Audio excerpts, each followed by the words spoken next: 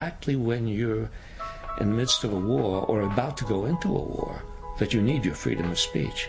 You need the most sharp and honest discussion of what is going on because lives are at stake.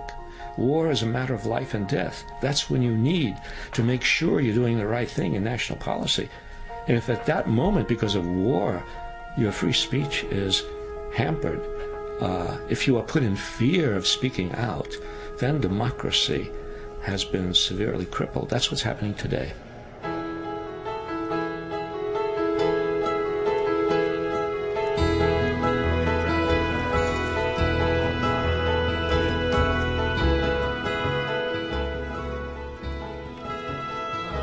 In 1999, ABC asked Dr. Zinn what was on his mind at the close of the century.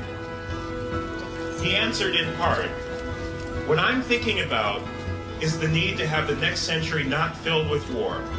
The people of all nations in the world are getting tired, I think, of the national rhetoric driving people to war." Well, let me not speak the man's words for him. Let me give them to you. Dr. Howard Zinn.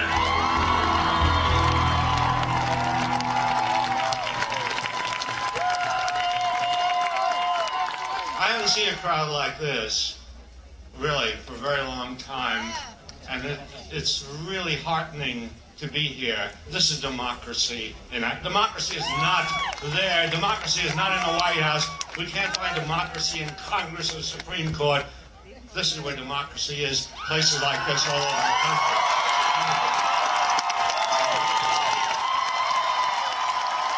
When you go to war against a tyrant, you are killing the victims of the tyrants, you know. The deaths of all these people will be explained in the way the deaths of people have always been explained, with lies and deceit. We have another accident that is collateral damage. That's the language of terrorism. You know. But people are going to be hurt. And then, you know, will Iraq be, after all of that, will Iraq be a democracy? The real question is, will the United States be a democracy?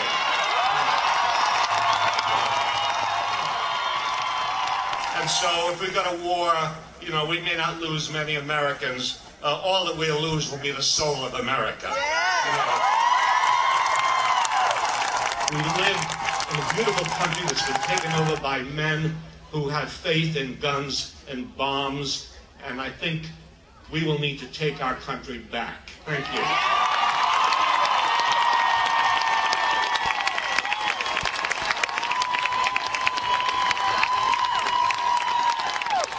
Dr. Howard Zinn.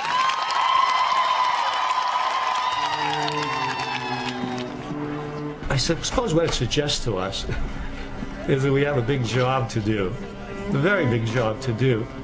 These things, the good things that have been done, the reforms that have been made, the wars that have been stopped, the women's rights that have been won, the racism that has been partly extirpated in society, all of that was not done by government edict. It was not done by the three branches of government. It was not done by that structure which we learn about in junior high school, which they say is democracy. It was all done by citizens' movements. And keep in mind that great movements in the past have arisen from small movements, from tiny clusters of people that have gotten together here and there. If you have a movement strong enough, it doesn't matter who's in the White House. What really matters is what are people doing, and what are people saying, and what are people demanding, you see.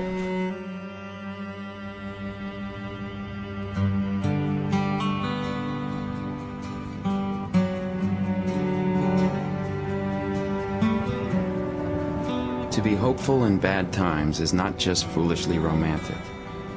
It is based on the fact that human history is a history not only of cruelty, but also of compassion, sacrifice, courage, kindness. And if we do act, in however small a way, we don't have to wait for some grand utopian future. The future is an infinite succession of presents, and to live now as we think human beings should live, in defiance of all that is bad around us, is itself a marvelous victory.